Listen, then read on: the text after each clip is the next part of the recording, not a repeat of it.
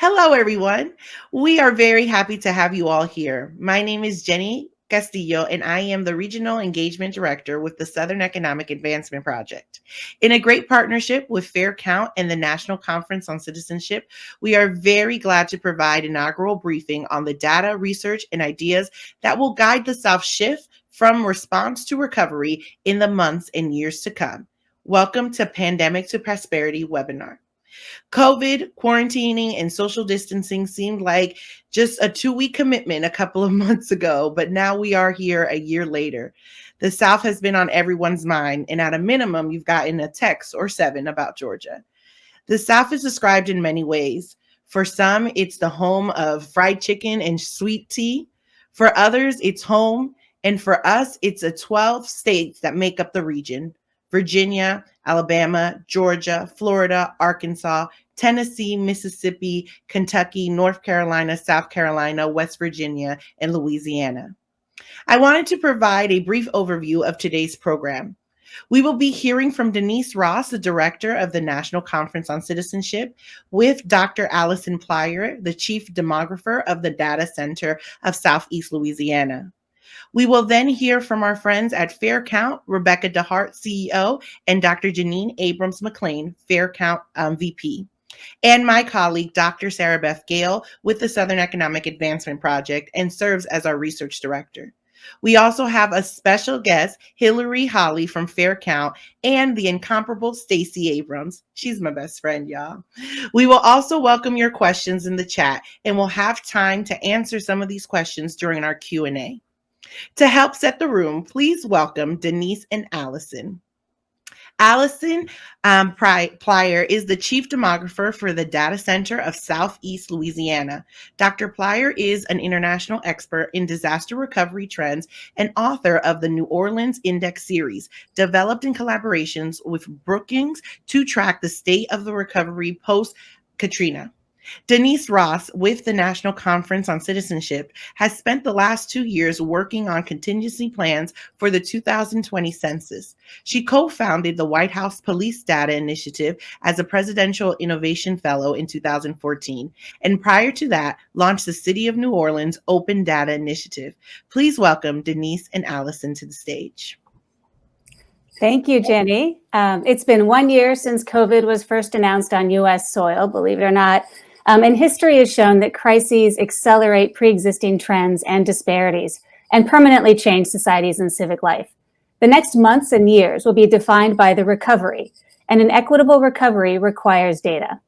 Yesterday, we published the latest installment of our Pandemic to Prosperity data series that tracks the recovery from the pandemic. In collaboration with the team at Fair Count and the Southern Economic Advancement Project and their South Strong initiative, we are pulling out the most relevant data from that report to shine a spotlight on Southern states. To get us started, I'll hand it over to Emily Lockman, our lead data analyst at NCOC. Thank you. The purpose of the Pandemic to Prosperity South series is to serve as a trusted, relevant, highly vetted source of information crucial for steering American society towards a fair and complete recovery. For decades, the American South has lagged on nearly every indicator of prosperity and equity. Local wisdom and ingenuity often form the basis for solutions to entrenched problems that can lead the way for the entire nation. Our primary audience is people like you, community leaders, policymakers, government officials, philanthropists, and anyone trying to wrap their head around what this pandemic has done to our country and our people. Pandemic to Prosperity is inspired by a report series we published here at the Data Center to track New Orleans post-Katrina recovery. We published the New Orleans Index on a regular basis so that everyone from grassroots to grass tops had access to a shared base of information that tracked changing conditions over time. It helped homeowners see how quickly their neighborhoods were coming back so they could make decisions about rebuilding. It helped nonprofits advocate for greater funding for renters because there was a strong bias from government and philanthropy to help homeowners. It even helped increase recovery funding from federal and philanthropic sources because it reduced uncertainty, and decision makers like data to inform their funding decisions. Overall, disasters create huge demand for data to help everyone better understand rapidly changing conditions. So in Pandemic to Prosperity, we measure how COVID has affected lives and livelihoods. On the next slide, you can see this. But we also track measures that will be important for recovery, such as high-functioning governments and civic institutions, and more importantly, metrics that assess how people are doing during the pandemic across geography, race, and gender. So today, we'll be previewing the indicators highlighted on this slide, and the full report will come out next week. Next slide, please. I'll start with a map of new COVID cases in the last week, adjusted by population. The dark red areas represent counties with the highest rates of new infections in the last week. In the 6 months we've been publishing this report, we've typically focused on the hotspots of COVID activity, but it's easier to comment now about the few parts of the country that seem to be faring a little bit better: the Northwest, the Northern Great Plains, and Maine. The entire South is currently a COVID hotspot, with Morgan County, Kentucky having one of the highest rates of new infections. More than half of the 1,500 people incarcerated at the Eastern Kentucky Correctional Complex have COVID. Back in July, when we published the first Pandemic to Prosperity report, when I'd researched local news articles to understand the reason behind COVID spikes in a given county, there'd be stories about clusters in nursing homes, prisons, workplaces, weddings, and bars. But now, for the most part, the spread is so broad that you usually cannot tie it to a given event or institution. With COVID running rampant through communities in the South, vaccines take on a greater urgency. Next slide, please. States each received a delivery of vaccines proportional to their population. So the percent of people given at least one shot is a good metric for how well the local rollout is going in a state. In this slide, those are the green boxes. As you scan down the list, the green box gets darker as the percentage of people who have gotten at least one shot goes up. The first 7 southern states are lower than the national average, with Alabama ranking last in the nation for vaccine rollout. The next 5 southern states are outperforming the national average with the vaccine rollout. In fact, West Virginia is the second in the nation behind Alaska. So what's going on in West Virginia? For one thing, they do not have as many national chain pharmacies, so they had to bypass the federal program that partnered with CVS and Walgreens, and instead delivered the vaccine directly to local, mostly independent pharmacies. These pharmacies already had relationships with the patients in the nursing homes that were going to be the first priority. So the state piggybacked onto those existing networks. By the time the vaccine was ready, pharmacists in West Virginia had already scheduled appointments with many of those who needed shots. Because West Virginia is more rural and the vaccine rollout is smaller, they were able to be more agile than states with larger populations that had to work with the bureaucracy of the national pharmacy chains. West Virginia was the first state to vaccinate all of its nursing home residents and staff. And what's happening in Alabama, where the CDC data says that the state has used less than 1/3 of the doses it's been given. That's the column in the far right on this table. Well, that number appears to be a reflection of problems with data reporting. Providers are not reporting the shots they've administered to the state in a timely manner. It is very likely that Alabama has given more shots than are reported, but because those counts aren't making it to the CDC, the feds won't authorize more vaccine shipments. From what the feds can tell, the freezers in Alabama are still full, so there's no room for more vaccines. The bottom line is that insufficient data reporting infrastructure is not only making it hard to understand how the rollout is going across and within states, but also data reporting problems will actually slow down the delivery of needed vaccines. Next slide. Across the South, 1.5 million jobs have disappeared in the past year. When December jobs data comes out for states, it's likely to show an even greater loss. We know, for example, that the nation as a whole lost 140,000 jobs in December, in a month when jobs usually increase due to holiday spending. The COVID economic crisis has been particularly hard on women, who have disproportionately lost jobs. The nation's not likely to regain many of these jobs until the pandemic is under control. Next slide, please. Small businesses have differed in their impact. States have differed in their policies to stop the virus's spread, but consumer buying behavior has changed dramatically overall, and this has hit many small businesses hard. Tourism-heavy states like Louisiana and Florida have been particularly impacted. These are the lines below the dark line, the dark red line on this chart. Latinx-owned businesses are roughly twice as likely as white-owned businesses to have closed, and Black-owned businesses were about 2.5 times more likely to have closed than white-owned businesses. Next slide, please. Compounding the injuries of this incredible year, 2020 was a record breaker for weather and climate disasters. In dark brown, you can see the states with the greatest damage per resident. 6 hurricanes causing at least $1 billion in damage hit the South. 3 of them hit Louisiana. Also, the scale of disasters starting with Katrina are much larger than in past, and local governments are rarely well equipped to respond to all the human needs for housing, transportation, and mental health supports that last for months afterwards as communities really struggle to rebuild. Moreover, because of arduous application processes that are really overly focused on rooting out fraud, only those families and governments with the greatest capacity successfully secured recovery resources. And because of this, disasters have been shown to increase inequity. Now I'll briefly hand it over to Jeff Coates, NCOC's research director and the leader of the organization's Civic Health Index Initiative. The economic crisis spurred by COVID harmed states directly, especially in terms of reduced income and sales tax revenue. For example, in fiscal year 2020, West Virginia suffered an 11% reduction of around $500 million. Those losses were due in large part to unemployment, pushing down personal income, and consumer sales tax collection. All these numbers are evolving almost daily as state governments are currently working on their budgets. For fiscal year 2021, 4 states in the South are projecting a tax revenue reduction of 10%, seen in red. Tennessee relies heavily on sales tax, and due to COVID, consumer spending has dropped significantly, causing a loss of revenue for the state. Florida's reduction is due in part to reduced tourism and unemployment. A similar story can be seen in North Carolina.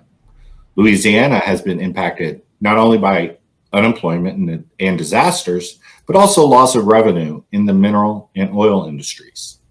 As mentioned in SEEP's Southern State Economic Response to Pandemic report at the beginning of the pandemic, the loss of revenue will impact states' ability to deliver effective public assistance programs during the pandemic. The impact is felt more in southern states because they already have some of the lowest taxing states. Also troubling is the impact that these reductions could have on the state's ability to mount a robust public health response to COVID. For example, a recent NPR survey found that only 2 states, Hawaii and Montana, are appropriately staffed for contact tracing. Next slide. This map shows what percentage of households responded on their own to the census, by phone, internet, or paper. Research shows that groups less likely to self-respond are more likely to be undercounted. There's a 15 percentage point gap between the self-response rates for Louisiana and Mississippi and that of Minnesota. The gap between West Virginia and Minnesota is 19%. After the self-response phase, the census, especially in the South, experienced extreme headwinds due to the pandemic, hurricanes, and intense politicization of what should be a non-political process. For example, most of the state of Louisiana was in a hurricane watch cone for 20 days during the census. As a result, the follow-up process of knocking on doors was cut short. Lower self-response rates coupled with the subsequent barriers to a complete count may impact the fair apportionment of political power and money among states to a degree that is yet to be measured. States and jurisdictions can support granting the Census Bureau more time to complete its work and can advocate for a more robust process for including additional local data, for example, records from group quarters. Next slide. This slide looks at the raw number of ballots cast in the 2020 presidential election, which jumped substantially compared to 2016. We point out 4 southern states in particular on this slide. Voters in Florida increased by 1.5 million, in Georgia by over 800,000, in North Carolina by nearly 800,000, and in Virginia by more than 500,000. And of course, these are the most populous states, so they would have larger raw increases. Next slide, please. Here we overlaid 2020 voter turnout rates. Those are the dots that you can see there, and they're relative to the scale on the right side of the graphic. So we see that in the South, voter turnout of all eligible voters ranged from 56% in Arkansas to 72% in Florida. Now, nationwide, it's estimated that only 66.7% of voters participated, as depicted in the horizontal line across the chart. Many northern states achieved even higher voter turnout, for example, Minnesota at 80%. So looking at the South, substantial continued effort to engage voters and combat voter suppression could yield even more ballots cast in future elections. Of course, challenges remain because of the gutting of Section 5 of the Voting Rights Act, current voting restrictions codified in law, and expected legislative efforts to make it harder to vote rather than easier in the South. Later in this presentation, you'll hear with specificity about some of those efforts. Next slide. Trusted local news sources are key to the success of public health campaigns, countering myths and disinformation, holding local governments accountable, and for getting the word out about testing and vaccinations. Half of counties in the United States are what experts describe as local news deserts that have either no newspaper or often only one, only one weekly or thinly staffed daily. News deserts are colored orange in this map. But fully 2/3 of southern counties are news deserts, meaning a critical vehicle for trusted information during the pandemic is absent. Next slide, please. Local newspapers are especially critical as we enter, for example, local newspapers are especially critical as we enter the vaccination phase of the pandemic. For example, when vaccines opened up for residents ages 65 and older, the South Central Health District in Middle Georgia was concerned about how they would get consent forms to eligible residents, as there was no budget for printing. Many health districts get around this by posting their forms online so residents can print them at home or submit them electronically. However, most of the residents in that area do not have access to the internet, much less a printer. The Tri-County Connector newspaper published the consent form for the vaccine on the front page of their newspaper so residents could simply cut the form out of the paper, fill it out, and bring it to the vaccine site. You can see the form here above the fold on the right in last week's newspaper. Next slide, please. Southern states have less internet access as a whole than the nation, represented in dark blue on this map.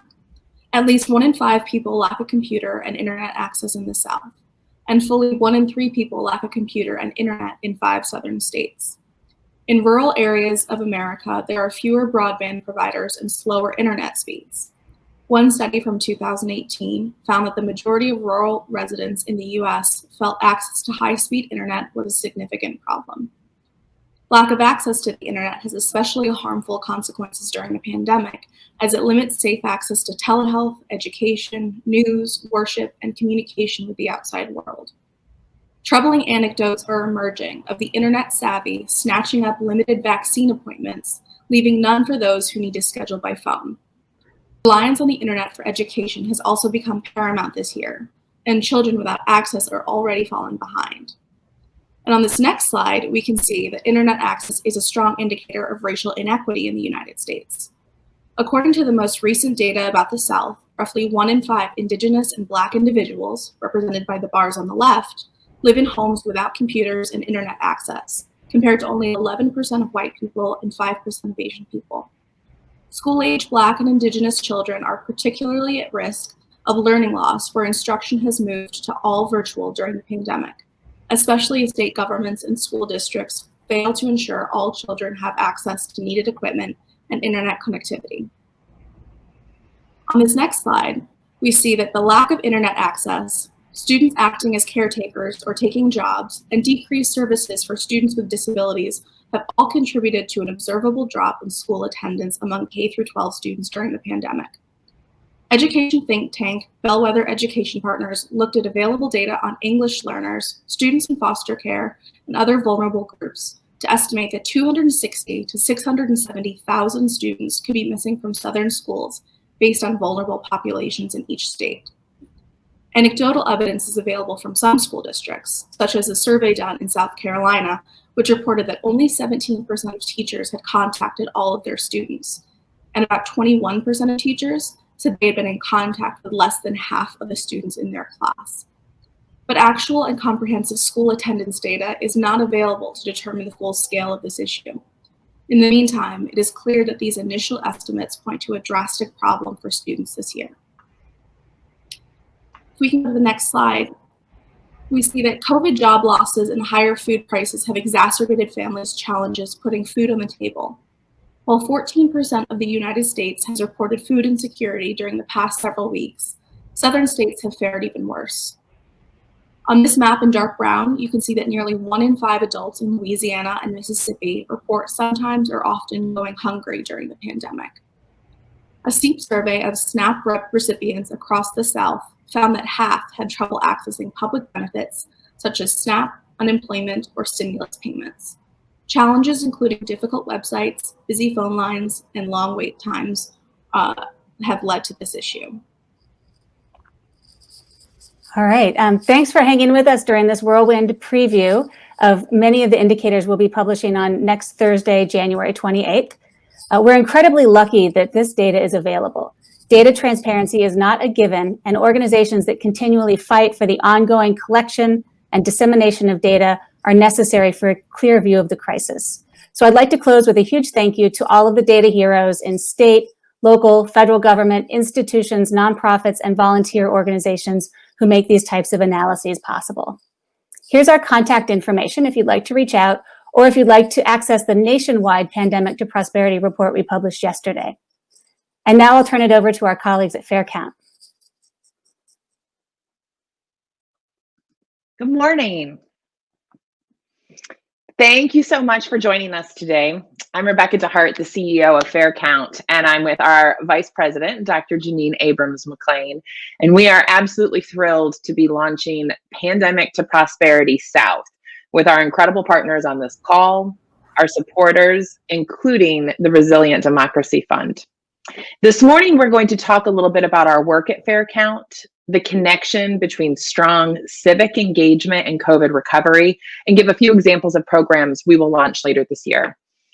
Fair Count was founded to achieve a fair and accurate count in the 2020 census while strengthening pathways to continued civic participation. We're anchored in Georgia, but we've worked in more than a dozen states, focusing on building long-term power in historically marginalized communities that many in power wanted to silence.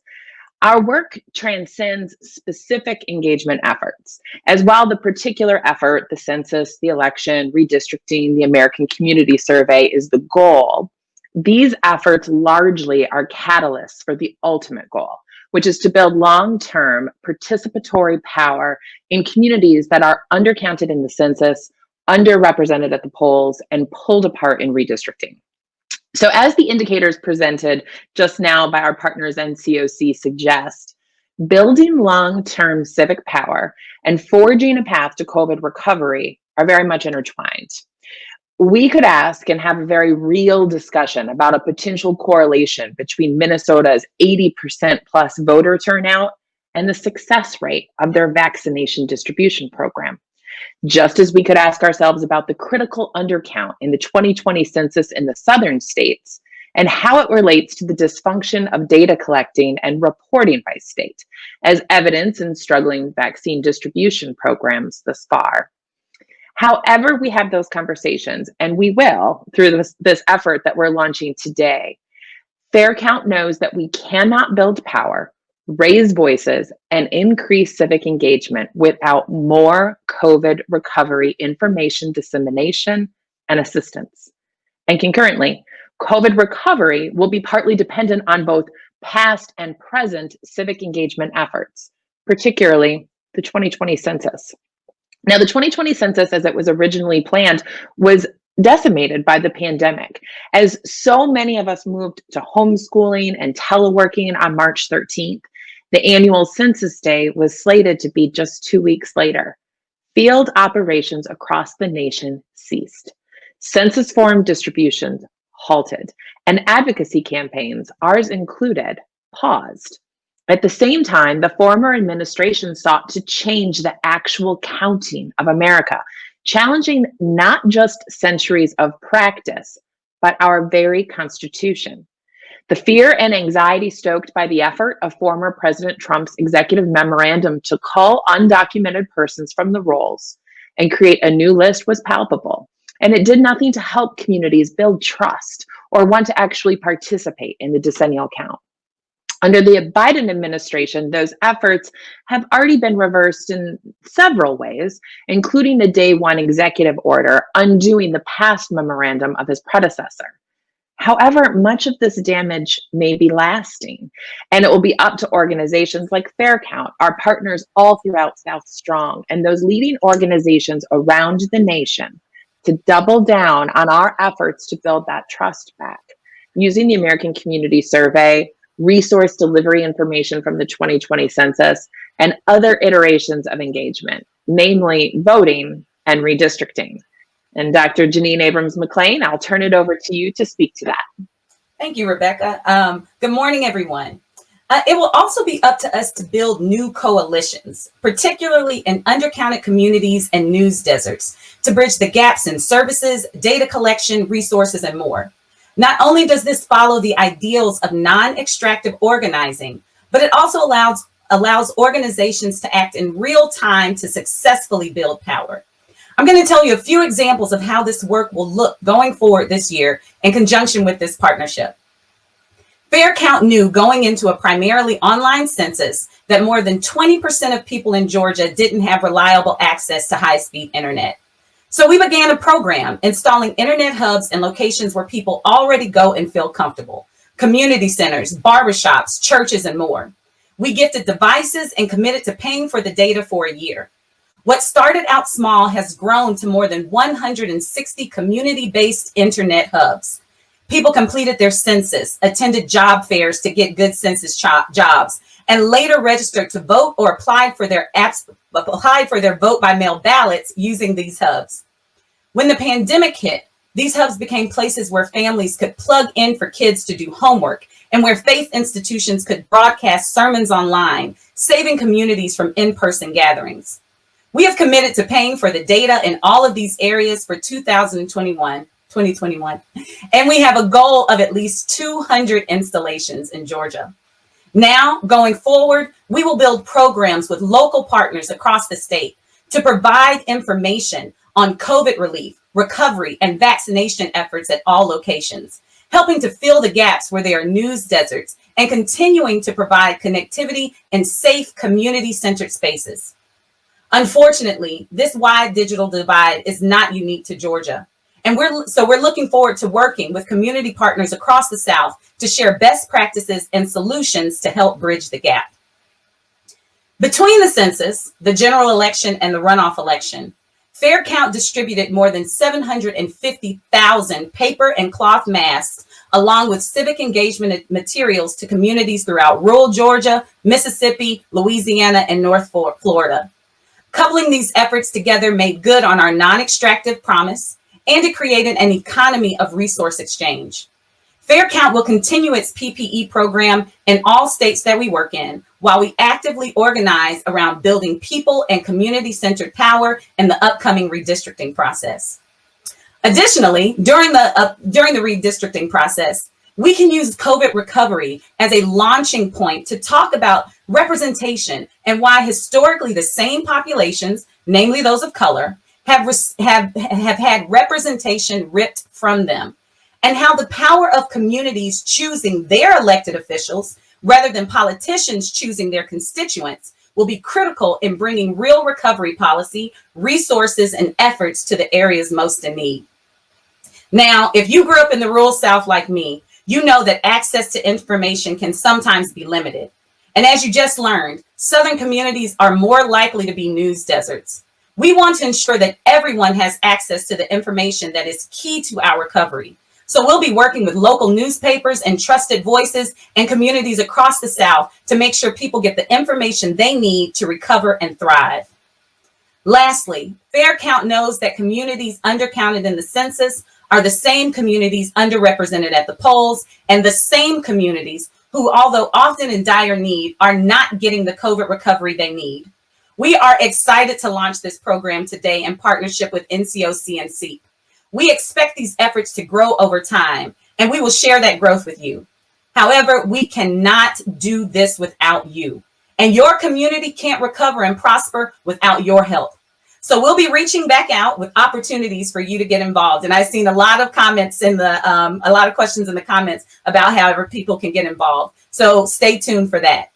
Now it is my pleasure to turn this program over to our partners at the Southern Economic Advancement Project, or SEEP. Thank you so much, Jeanine and Rebecca. Now it is my pleasure to introduce my colleague at SEAP, Dr. Sarah Beth Gehl, who serves as our research director. She served as policy director for the Stacey Abrams for Governor campaign and previously served as deputy director for the Georgia Budget and Policy Institute, where she specialized in tax policy. Take it away, Sarah Beth. Thanks so much, Jenny, Jeanine and Rebecca, and everyone in the Pandemic to Prosperity South. As Jenny said, I am the research director of the Southern Economic Advancement Project, or SEAP. We're an initiative founded by leader Stacey Abrams in 2019 and housed at the Roosevelt Institute. We focus on issues of economic security, health, and climate in 12 southern states and work to amplify the efforts of existing organizations who are on the ground every day doing this work.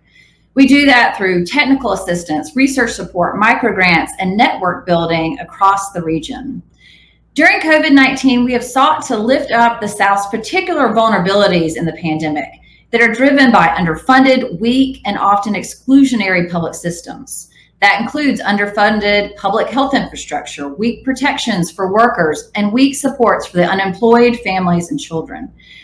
We are so excited about the upcoming Pandemic to Prosperity South report because we know it will highlight both within the region and nationally what's happening in the South, what the challenges are, and help build this framework that we can all work from to respond and recover. To move forward, we need to understand the problem, which is what Pandemic to Prosperity South is all about. We need to set an agenda and create accountability. What we think is needed now in 2021, first and foremost, is Medicaid expansion. The South has been slow and stubborn to expand Medicaid, and that's had severe consequences for our healthcare system. We as a nation have kind of accidentally run an experiment because some states expanded Medicaid for years now, and most of the southern states have not. So we see what happens. The southern states that have not expanded Medicaid have the highest uninsured rates and the most failing rural hospitals. This experiment has shown us that Medicaid works. Study after study, hundreds of them, show that it works for lowering the uninsured rate, bringing down costs, expanding mental health access, and saving mothers' lives. We know that it works, and it is not too late for southern states to join the majority of other states that have expanded Medicaid and draw down billions of federal dollars into our healthcare systems. The second policy priority that we'd like to talk about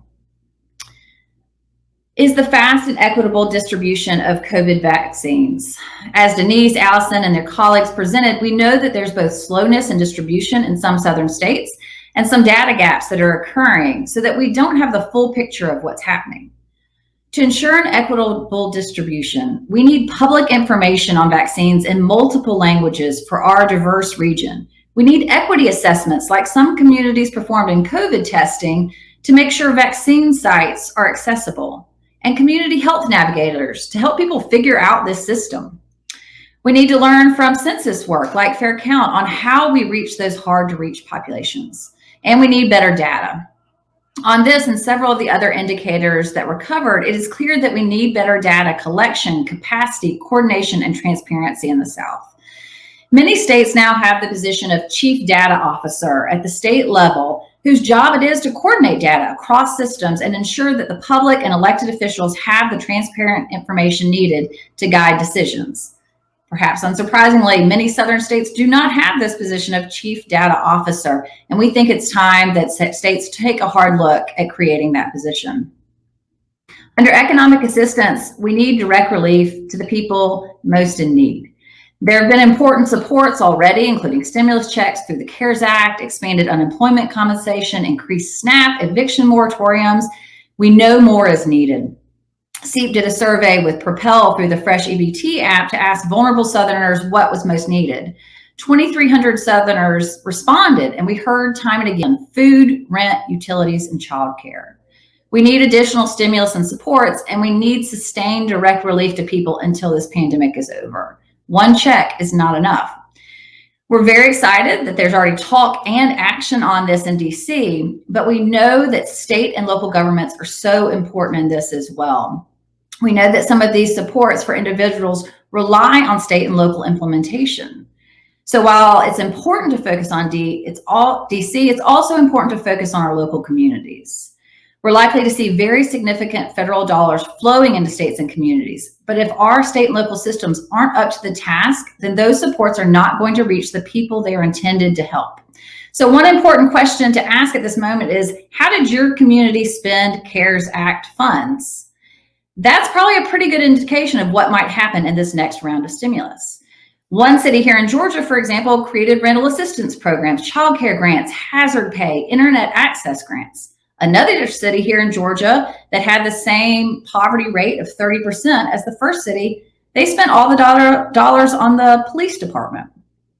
Engagement in your community will be more important than ever as these federal dollars start flowing to make sure they reach the people in need.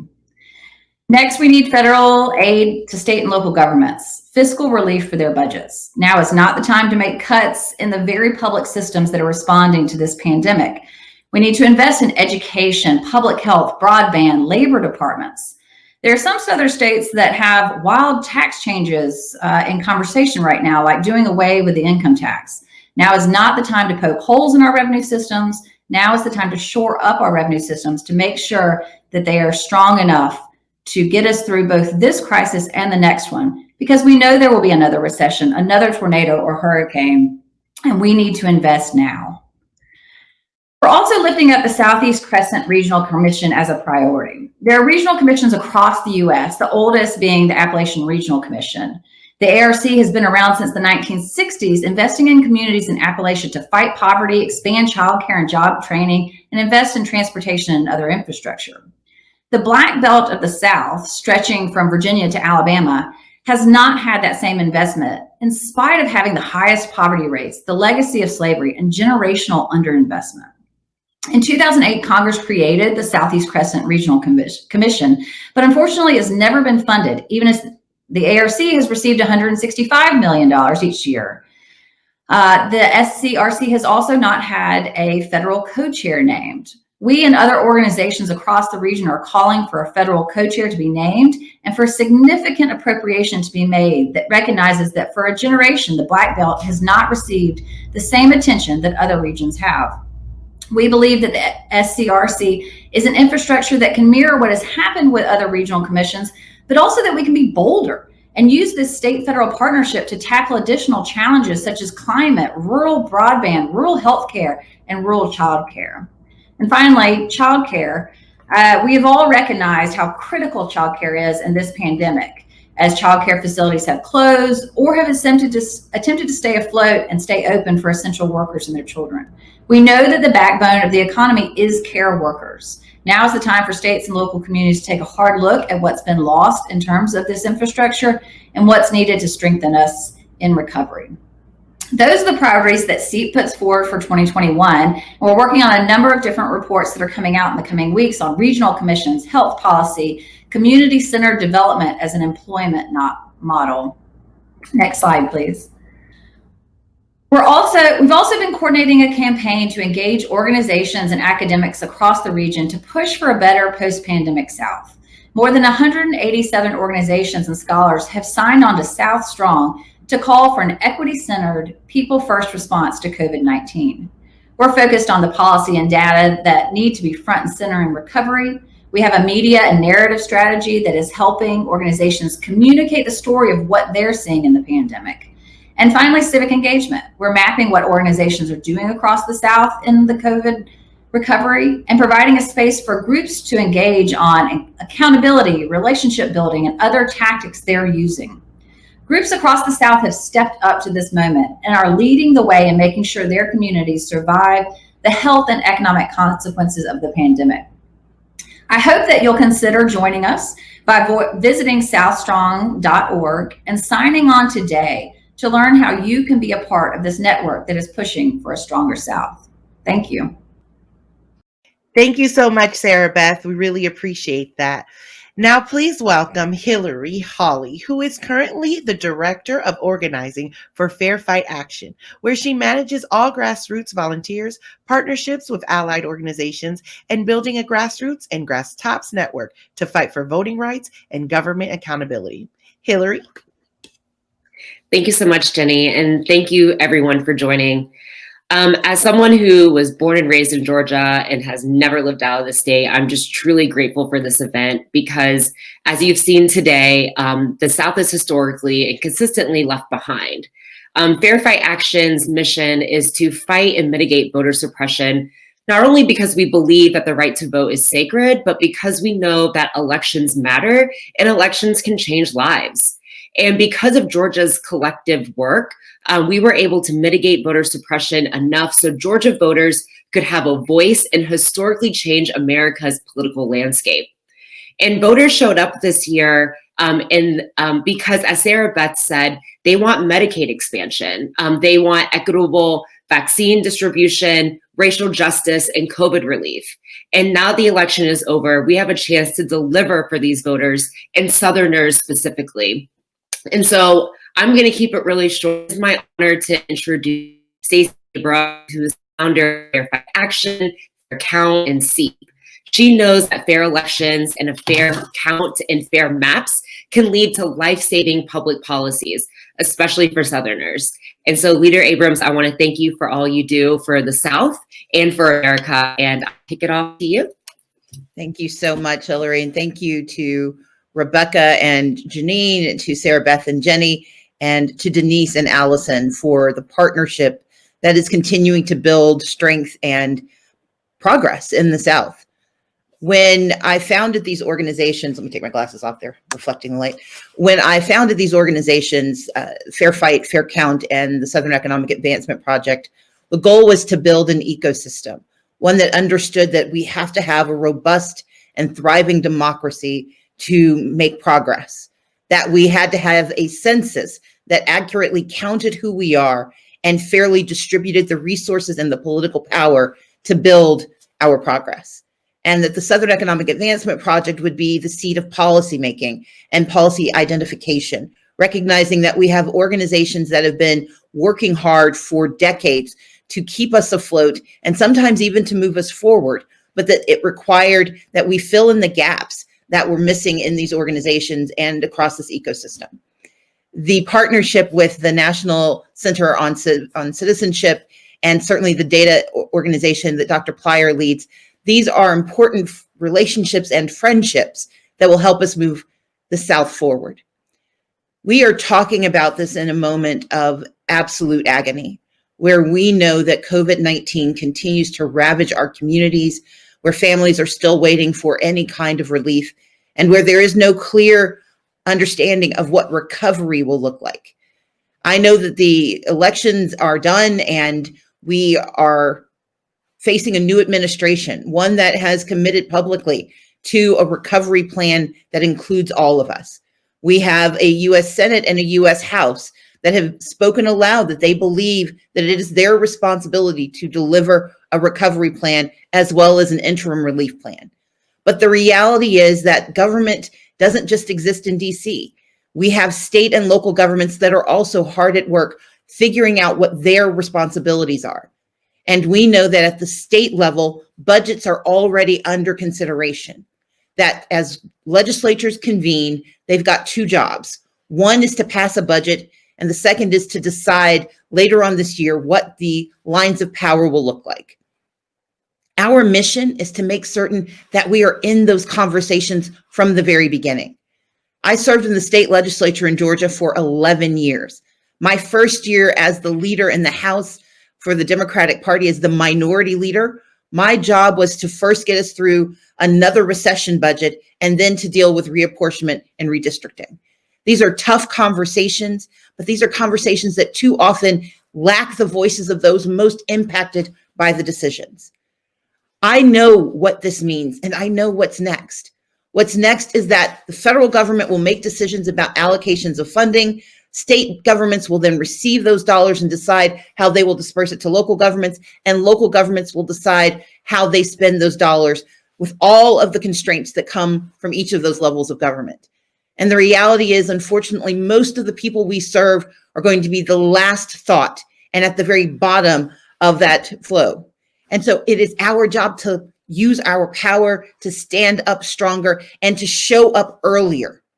What is next for us as we as the South demand our fair share and our rightful place is that we have to be present in every one of these conversations. We have to be present during the debates about stimulus, but also about recovery. We have to be present in the conversations about how small businesses are renewed, understanding that for the South, where we've had some of the highest rates of mass incarceration, we have to make certain that new entrepreneurs who are getting their lives back together are included in these budgets. We have to understand that for small businesses started by people of color, their pathway to profitability is a little bit longer, and therefore PPP programs have to understand that profitability cannot be one of the metrics for paying out for keeping people on the payrolls. And we have to understand that childcare is essential to the future of our nation, because the people we need to be back at work cannot go to work if they can't take care of their children. But we also have to recognize that childcare providers, who are almost exclusively women and are predominantly women of color, have lost their livelihoods and deserve to have relief and support to rebuild. These are the conversations we're going to be having over the next few months. These are conversations that will actually stretch over the next few years. And I am so excited about the roles that each of us can play and how we make certain that what is next is our success. I want to look to and speak to the organizations that are doing this work, that are having conversations, some of them cloaked in fear. And we need to understand that the South demonstrated once again how powerful we are when we are organized. Regardless of your partisanship, it was the South that surprised America with its participation in elections. And that gives us a power that we have not had before, a power to demand attention and to demand action and engagement. And so we need to look at these elections not as a victory or a defeat for any party, but as an opportunity for the South to demand success. And so organizations that are worried about being involved in political advocacy, I urge you to talk to your attorneys, but understand that it is not against any rules for us to lift up the people we serve and ask for the help we need. To those of you who are in the space of helping support these organizations as funders, as volunteers, we have to recognize that we cannot wait. Those budgets that are being decided right now by these groups, these are budgets that are going to need to be plussed up because there's a lot of work to do. The fight over the census is a fight that is going to be waged for quite some time. The Biden administration is replacing the director of the census. And we know that there has been a challenge with the collection of data because of the pandemic, but also because of the weaponization of the census under the previous administration. We have to be vigilant, ensuring that we have accurate data and accurate information that can make certain that for the next decade of our lives, that the right story is told about who we are and we have the information we need. And if you have groups that come to you saying, we want to be a part of this fight, we need you to support those groups. But fundamentally, we need to make certain the stories are told. To those of you in the press who are on this call, we thank you for joining us, but I urge you to look to the organizations that are in your communities. The stories that they have to tell are the stories of where we are and where we can be. These are stories that must be told, because otherwise we are using national data to make local decisions, and that is not right. We must tell the local stories, and we must repeat those stories, not only of tragedy, but of success, of innovation, of perseverance. There is an ecosystem that is being created in the South that has been burgeoning for decades. And we have an opportunity to use the tragedy of COVID-19, to use the tragedy of this pandemic to build prosperity and progress for all. I believe that this is possible because I know who's at work. I know that there are more than 180 organizations that make the South strong. I know there are 4 organizations on this call that are dedicated and committed to moving our nation forward and making our region the vital region that it can be. But most of all, I know that everyone listening to this call understands and believes in the people in their communities. They understand and believe in the possibility of working together, of cutting across partisanship and geography against race and ethnic divisions to decide that we can work together to rise. Because ultimately that is our mission. We are a strong region. We are a vital region, but we are a region that's been left behind. Now is our time. This is our stand, and together we can move from pandemic to prosperity. Thank you so much, Leader Abrams. Thank you to Fair Count, to SEEP, and to NCOC. We are so happy to be a part of this conversation and this dialogue. We've seen the data, heard the work, and are seeing the partnerships live right on this call. And we want to answer some questions that we've gotten in the chat. So for our speakers, I want to go ahead and bring you all back to the stage and see what insight you all can add to these conversations and the questions that we've gotten from our guests. One of our first questions that we've gotten, we saw a lot of some themes here, so I'll answer that one at the end. But wanting to go ahead and ask the question to the folks here from Nathan Babb. In Florida, until yesterday, in-state residency wasn't required to receive a vaccine. How does vaccine tourism like that impact vaccination data collection? Denice, would you like to offer your insight on this? Yeah, Nathan, I'm so glad you asked that. As I mentioned, vaccines are allocated to states based on their populations. So out-of-state vaccine tourism messes up those equations and it pushes out locals. Florida has a relatively high vaccine rate at 5%. That's above the national average of 4.1%. So as I was looking at those numbers, I was wondering what role vaccine tourism played in potentially pushing that number up a bit. Thank you for that. We have a question from Wendy Padilla. For news deserts, are there nonprofits that can fill the void and disseminate news? And I know that Jeanine and Denice had spoken about news deserts, and I was wondering if you all would be able to offer a little bit insight about how nonprofits can help. Sure, I'll start with that. Yes, and Fair Count is one of those nonprofits that will be working to help get that out. But it's not so it's not just the nonprofits. It's also working with individuals in these communities. So if you're in a community that has a weekly newspaper that has an editorial section, we want to be able to work with you to give you the data that is relevant to your community so that you can write something. You're a trusted voice. And that's what we're really going to need, are trusted voices in these communities, these small towns, these small counties, to really get out there and share the information in ways that resonate with people and that get your community engaged. And so, yes, we will be working with the nonprofits. There are several or dozens and dozens of nonprofits that have already signed up for the South Strong initiative. And so we'll be working with them and then individuals. And like I said, we will be reaching out after this to get folks involved and engaged in making sure that the South prospers. Thank you so much, Jeanine. Denice, do you want to add anything? I just wanted to add that a great place to start is the research at the University of North Carolina's Center for Innovation and Sustainability in Local Media. You can find them online at usnewsdeserts.com. Thank you for that. A question from Leela McKnight. Who in southern states is covered in the data that determine the percentage of vaccines administered? Who would like to take that on? I can add that. State eligibility guidelines vary by state, but they are broadening over time. Nursing home residents and staff, as well as healthcare workers and the oldest Americans, are typically at the top of the list. But the data that we presented is a total for the state that has been reported to the CDC. Thank you for that. Christopher Mass asked, looking at the race info, curious to know if there's age and race data effects on older African-American and API communities in particular. Would the folks at NCOC be able to provide some information on that? Sure, and I can take that one. There's a lot of breakdowns of the data. I think Christopher must be referring to the internet access information that we presented, and that comes from the American Community Survey. There's a lot of different kinds of breakdowns.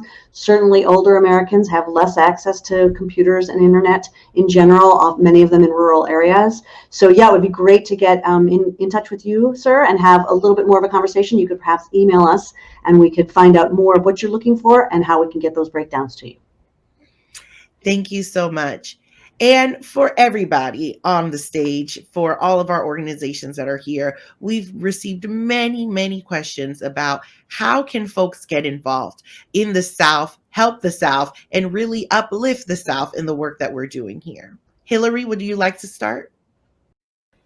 Sure. And so now that elections are over, as I said, the work continues.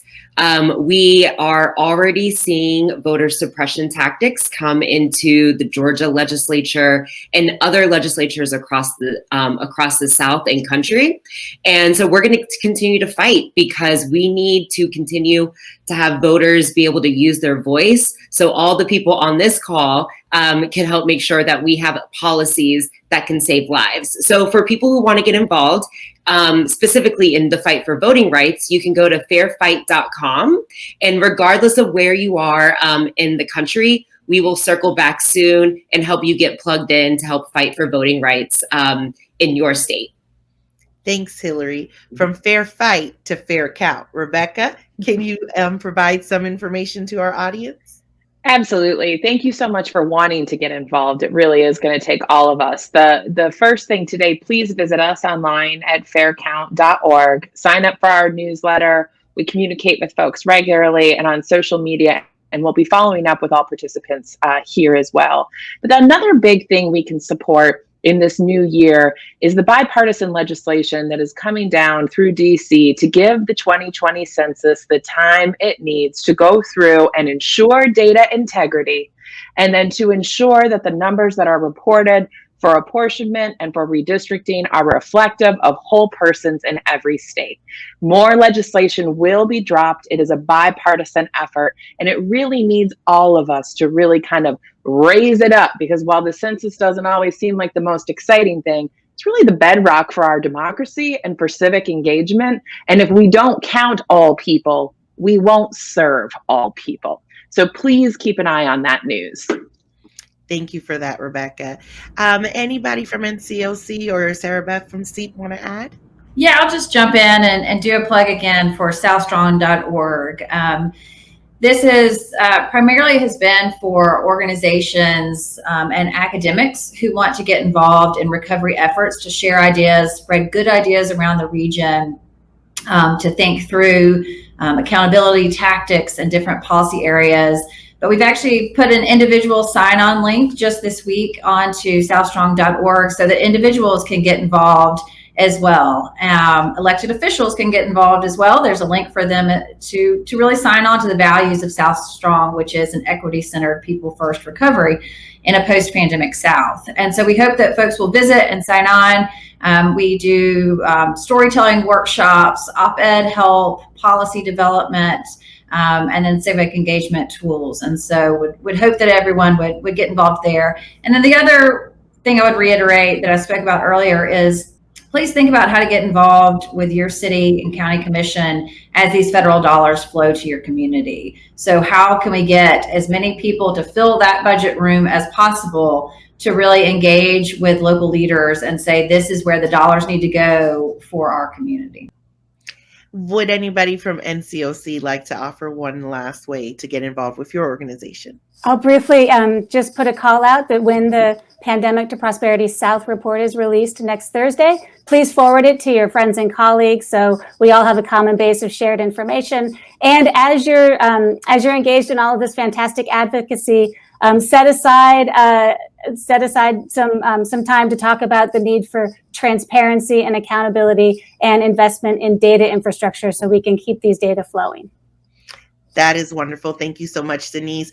I want to just thank everybody here for your insight, for your support, and for your passion for this work. It is a lot that we work for, a lot of people that we'll never actually meet, but we will be impacting for everything that we're doing. So thank you so much for everything that you're doing. Please, everybody who's on the line, follow these organizations. We really want to get this information to you and work to make sure that we're building a stronger South, but one that also the world will keep its eye on, because when the South makes things happen, so does the whole world. So we want to make sure that folks are involved, are getting the information that they need. We would love to hear from you. For the folks whose questions weren't answered here live, don't worry, we have your email. So we will be making sure that you will get some of these questions answered and getting all the up-to-date information about different events that we have as a collective, but also as separate organizations. Thank you so much to Leader Abrams and her vision for the work that she has done, for being here with us today. For all of our organizations, we wish you a wonderful weekend, and please make sure to follow us on all social media. And thank you all so much for the time and the attention.